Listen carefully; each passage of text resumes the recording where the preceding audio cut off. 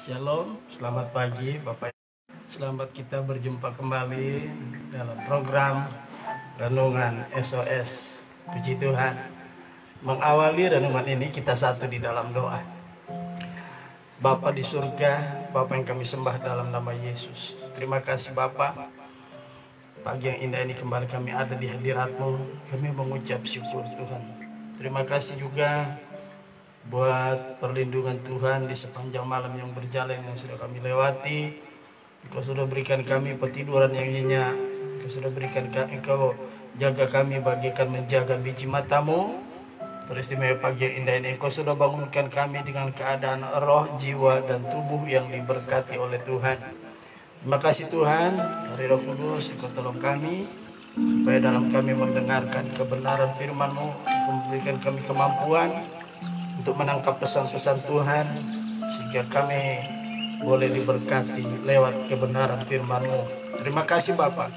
Di dalam berkat nama Yesus Tuhan dan Raja kami sudah berdoa dan mengucap syukur kepada-Mu. Haleluya. Amin. Puji Tuhan Bapak Ibu Saudara sekalian, kita akan meneruskan renungan kita tentang mempersiapkan diri untuk hal-hal yang sudah disediakan Allah, ya. Menghadapi hal-hal yang sudah dipersiapkan Allah bagi kita. Mari kita akan baca di dalam nas pokok kita masih tetap sama, yaitu bagian yang kelima. Hari ini kita akan membaca kembali nas pokok kita 2 Korintus 5 ayat yang kelima. Demikian bunyi firman Allah. Tetapi Allah lah yang justru mempersiapkan kita untuk hal itu, dan untuk mengaruniakan dan saya baca sekali lagi dari awal. Tetapi Allah lah yang justru mempersiapkan kita untuk hal itu, dan yang mengaruniakan Roh kepada kita sebagai jaminan segala sesuatu yang telah disediakan Allah bagi kita. Nah saudaraku, pada bagian yang kelima ini kita akan lihat, ya, kemarin sudah saya uraikan sedikit tentang Tuhan, ya, untuk kita menerima, ya, bersedia menerima hal-hal yang diperhadapkan Allah kepada kita. Ya, pertama yaitu kehidupan kita di dunia ini cuma sementara, ya. Yang kedua, dunia ini bukan tempat yang senang. Yang ketiga, dunia ini tempat pergumulan, ya. Yang keempat juga kita sudah lihat bagaimana kemarin Roh Kudus memberikan kepada kita, Tuhan memberikan Roh Kudus kepada kita itu sebagai jaminan untuk apa? Memberikan kita kemampuan supaya kita ada ketahanan, ya, tabah menghadapi semuanya itu, ya.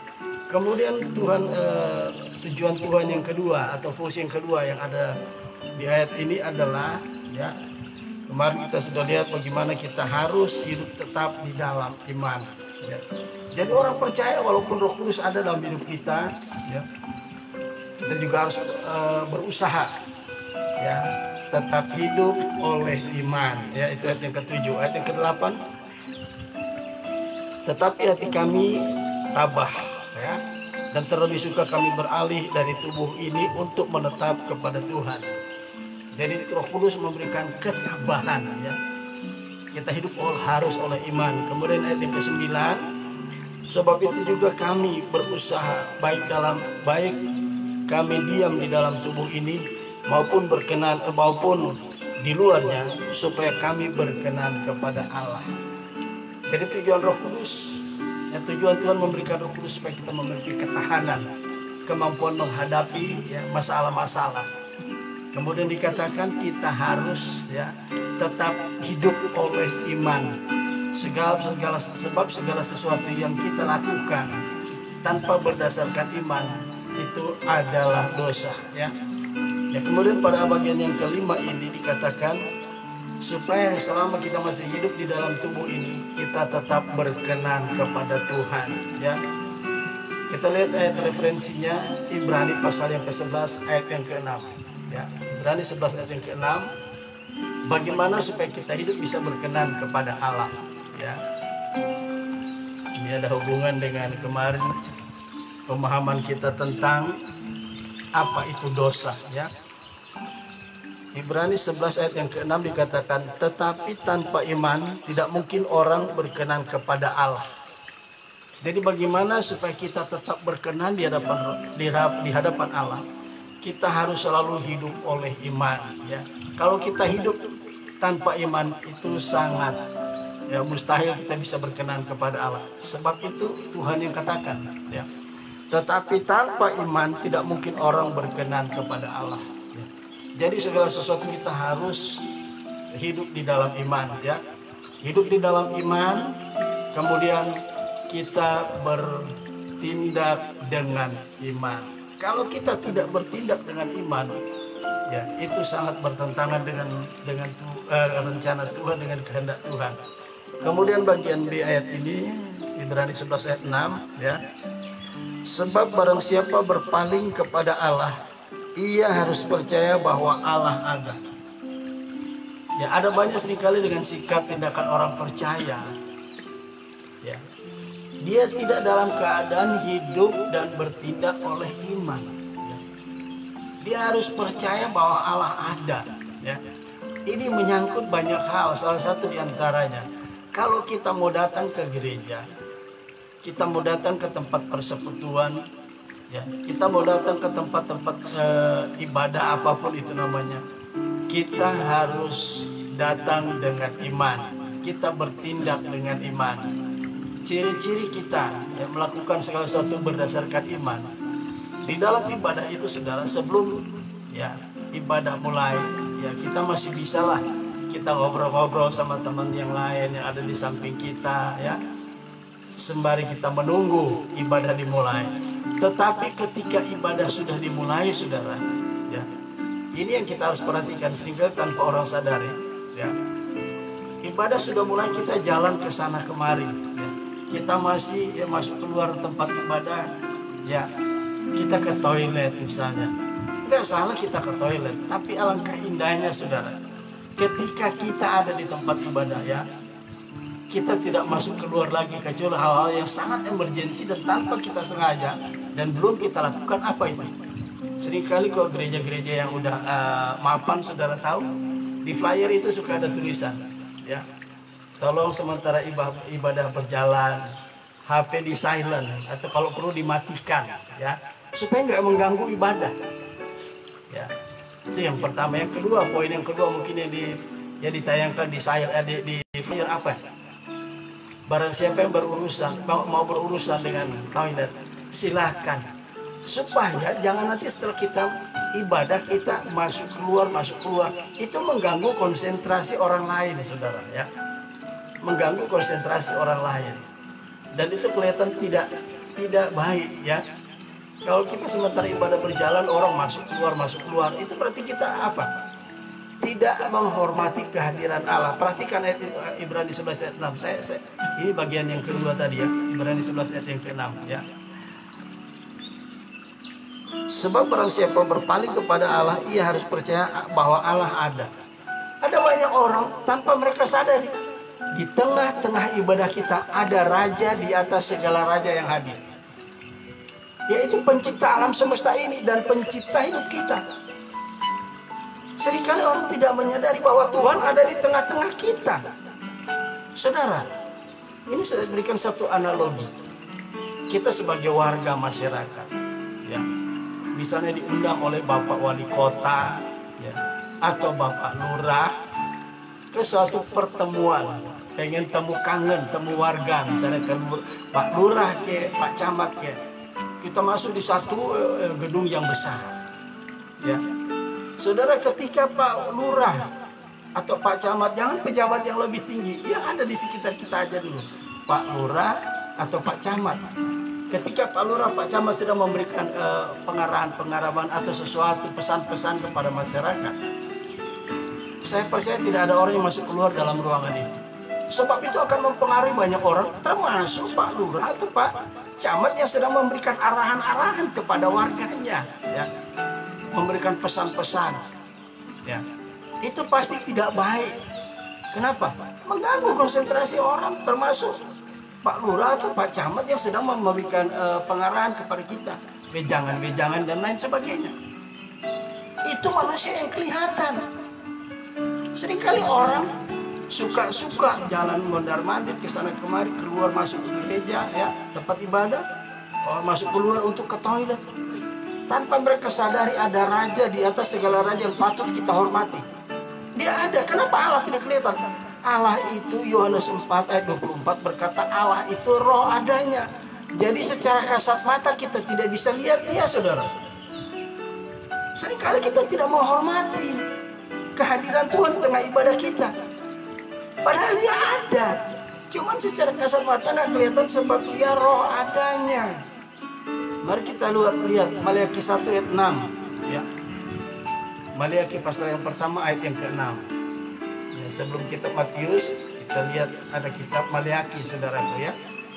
Karena saya mesti jelaskan ini, disebutkan ada banyak orang suruh cari Maliaki, dicari perjanjian baru, bolak-balik perjanjian baru, nggak ketemu, saudara.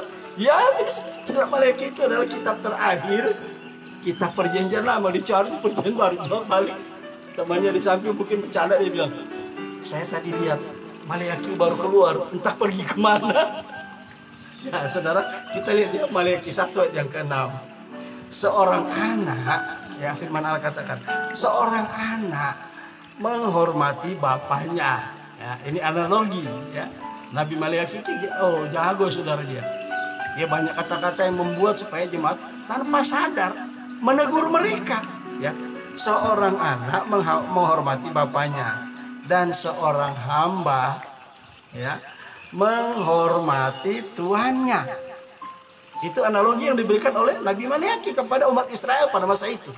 Ya. Kemudian dikatakan, jika aku ini Bapa, di manakah hormat yang kepadaku? Ya. Jika aku ini Tuhan, ya, di manakah takut yang kepadaku? Demikianlah firman Tuhan. Apa artinya?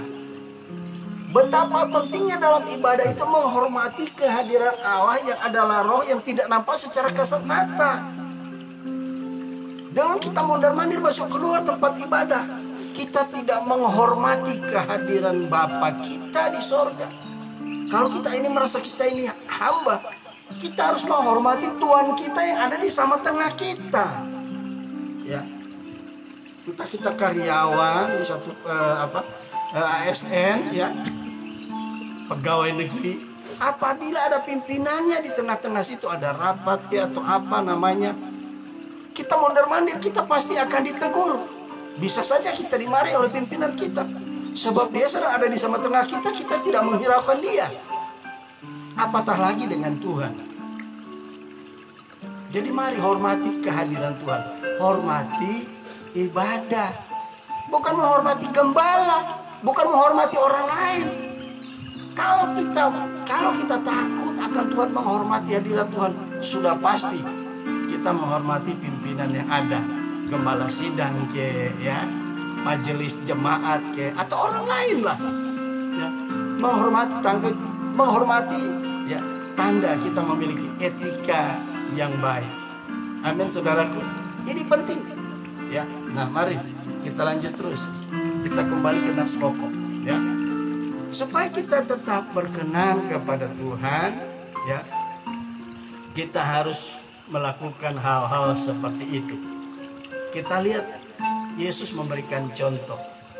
Ketika Yesus di bukit, nggak ada, ya, memang tidak diceritakan dan tidak ada videonya, sebab pada masa itu belum masa-masa ada perekaman membuat video seperti zaman sekarang.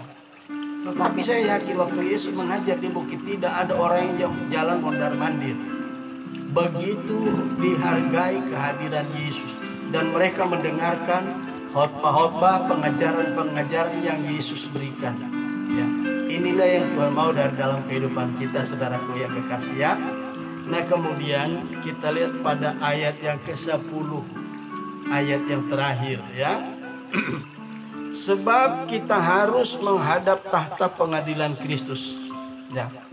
Sebab kita harus menghadap tahta pengadilan Kristus, supaya setiap orang memperoleh apa yang patut diterimanya sesuai dengan yang dilakukannya dalam hidupnya ini, baik ataupun jahat. Saudara tahu yang jahat di sini, salah satu di antara yang baru kita bahas. Apa yang jahat itu? Seringkali di tempat ibadah orang yang berbuat baik, ada yang berbuat jahat. dengan tidak menghormati hadirat Tuhan, dengan tidak menghormati ya tempat ibadah itu, kita sudah berbuat tidak baik. Ya, baik atau jahat, tapi saya pakai kata baik lah ya, baik atau tidak baik. Sebab apa? Kalau kita menghormati ya hadirat Tuhan, kehadiran Tuhan di dalam setiap ibadah, yang walaupun dia tidak bisa kita lihat secara kasat mata karena dia roh adanya, ya. Kita ada yang menilai, saudara, ya. Maleakhi pasal 1 pasal 3 kita akan lihat ya. Maleakhi pasal 3 ya. Maleakhi pasal 3. Maleakhi pasal yang ketiga ayat yang ke-17, perhatikan ya. Mulai dari ayat 16, Maleakhi 3:16. Beginilah berbicara satu sama lain orang-orang yang takut akan Tuhan. Jadi ini perhatikan, Tuhan mau setiap orang percaya dia katakan begini. Beginilah berbicara satu sama lain orang-orang yang takut akan Tuhan. Tuhan memperhatikan dan mendengarnya ya. Sebab dari sebuah kitab peringatan ditulis di hadapannya bagi orang-orang yang takut akan Dia dan orang-orang yang menghormati namanya. Ternyata saudara, kehadiran di tempat ibadah dimanapun di seluruh alam semesta, firman Allah katakan, Tuhan memperhatikan dan mendengar apapun yang saudara percakapkan di tempat ibadah. Saudara berbisik-bisik supaya orang lain tidak dengar di samping saudara. Tuhan mendengar apa yang saudara katakan, baik atau tidak baik ya. Jadi ada malaikat yang mencatat absensi itu dilakukan oleh malaikat. Dia mencatat ada berapa banyak orang hari ini yang datang ke gereja, ada berapa banyak orang yang datang ke persekutuan, dicatat oleh malaikat. Mungkin di tempat ini, di tempat ibadah yang kita, di mana kita beribadah, tidak ada absensi, tidak ada hamba Tuhan yang mencatat, oh hari ini Pak Samyadi hadir, hari ini Pak Daniel hadir, hari ini Pak Yohanes hadir. Mungkin tidak ada absensi seperti itu, tapi di sorga ada malaikat yang mencatat setiap perkumpulan orang percaya, dicatat kehadirannya, itu dicatat. Jadi mengapa kita harus menghormati hadirat Tuhan? Mengapa kita harus tertib di tempat ibadah? Karena ada malaikat yang mencatat kehadiran kita. Nama kita pun diketahui oleh Tuhan ya. Saya baca terus ayat yang ke-17. Mereka akan menjadi milik kesayanganku sendiri, firman Tuhan semesta alam, pada hari yang kusiapkan. Nah, kapan hari yang dipersiapkan? Setiap orang akan mempertanggungjawabkan apa yang dilakukan selama di bumi ini ya. Dia mempertanyakan baik yang baik ataupun yang tidak baik, yang dikategorikan sebagai yang jahat ya. Perhatikan, saya baca ayat 17. Di ayat 16 ada malaikat yang mencatat kehadiran kita. Ayat 17, perhatikan ya.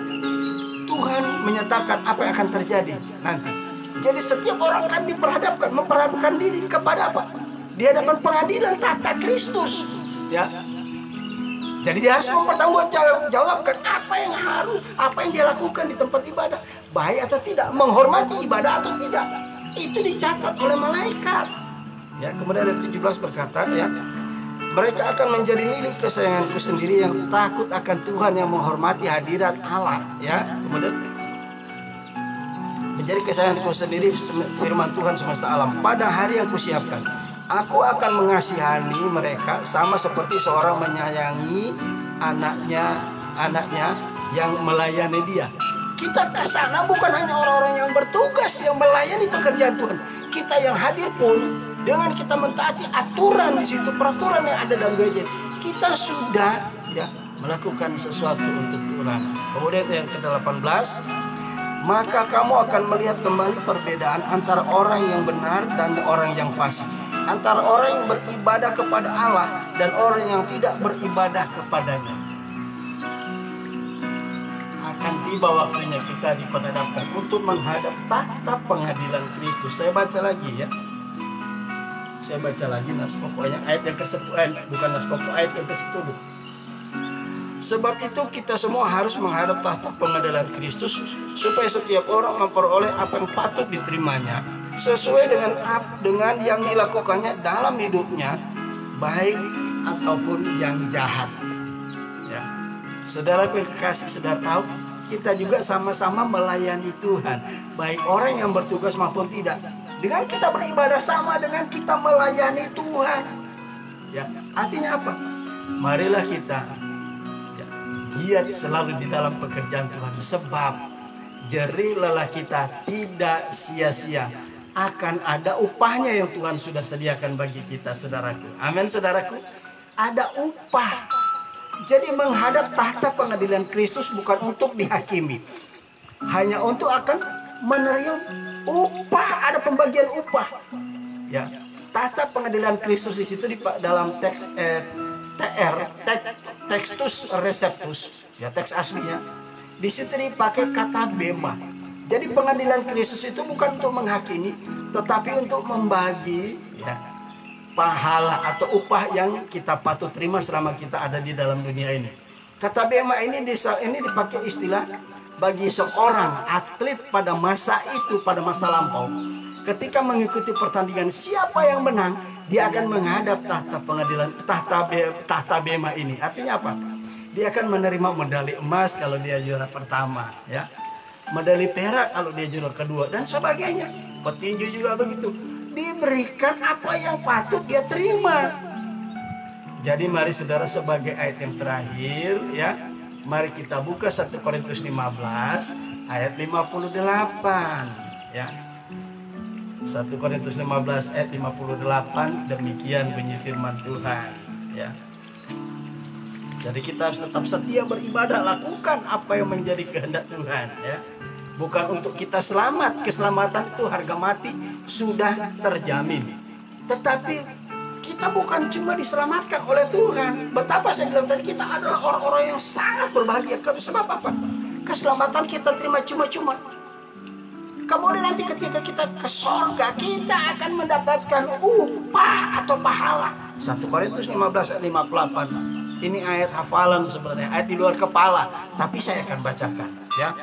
Paulus menasihati dan memotivasi keluarga Tuhan yang ada di Korintus. Ayat 58, demikian bunyi firman Tuhan. Karena itu, karena apa? Karena banyak tantangan, banyak masalah yang mereka hadapi, tetapi tetap setia beribadah, tetap setia melayani Tuhan ya. Karena itu, saudara-saudaraku yang kekasih, berdirilah teguh. Ada persoalan masalah, kita harus tetap teguh ya. Kemudian dikatakan, janganlah goyah, jangan terpengaruh dengan kondisi yang ada ya.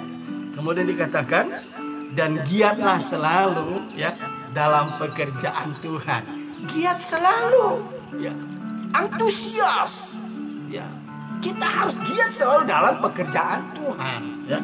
Bagian akhir ayat ini berkata, sebab kamu tahu. Nah, kita harus tahu ini, saudara. Kenapa kita harus tetap giat? Kita tidak perlu goyang. Kita harus giat dalam pelayanan ya. Kita harus tahu, sebab kamu tahu bahwa dalam persekutuan dengan Tuhan jerih payahmu tidak sia-sia. Ada upah yang nanti kita akan terima. Betapa kita orang yang sangat berbahagia di planet bumi ini. Jadi orang yang berbahagia bukan karena limpah dengan kekayaan dan sebagainya, bukan. Kekayaan yang kita miliki itu cuma sementara, ada waktunya itu akan habis. Ada lagu berkata, ku tak membawa apapun juga, saat ku datang ke dunia, ku tinggal semua. Pada akhirnya saat ku kembali ke sorga. Orang yang berbahagia, orang yang giat dalam pelayanan. Sebab nanti dikatakan, jerih lelahmu tidak sia-sia. Kita bukan cuma terima keselamatan toh, ada bonus. Apa itu? Pahala, upah. Mari saudaraku, apapun yang terjadi di hari-hari ini, kita tetap setia mengiringi Tuhan, setia melayani Tuhan. Amin, saudaraku. Puji Tuhan. Sebelum kita akhiri renungan ini, kita akan dengarkan satu pujian bagi Tuhan. Haleluya. Haleluya. Mari sama-sama kita naikkan pujian ini bagi Tuhan. Sebab kita orang-orang yang berbahagia, saudara. Orang mana bilang, so dapat keselamatan, dapat pahala, lagi dapat upah. Betapa kita orang yang sangat berbahagia. Maka kita harus selalu setia beribadah kepada Tuhan, setia memuliakan nama Tuhan. Haleluya. Pahala sedang menanti. Upah sudah kita siapkan. Haleluya. Tetap setia apapun kondisi yang kita hadapi. Haleluya. Begitu besar kasih Allah pada kita. Diberkatilah anak cucu kita di mana-mana. Tuhan mengubah miskin dan menjadikan kaya. Dia merendahkan dan meninggikan juga. Berbahagialah bagi orang yang percaya.